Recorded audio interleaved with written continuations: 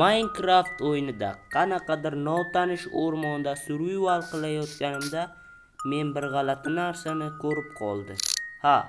Bu uy edi va bu uyni men tanidim. Bu uyni qurgan paytimda hatto YouTube kanalini ham ochmagan edim. Lekin menga qizig'i shu ediki, uyning eshigi mana bu ahvolda yotardi. Sandiqni ham ochib ko'rgan edim. Sandiq shu darajada o'rgimchak to'ri bilan qoplangan ediki, ichida bor yo'g'i bir dona kitob bor edi. Men u kitobni oldim-da, men bu kitobni o'qiganimda uning ichida men seni qaytishingni bilardim degan xat va ikkinchi tomonda esa mana bu raqamlar. Men hech narsani tushunmadim. Uyning orqasida mana bunaqa shaxs turardi.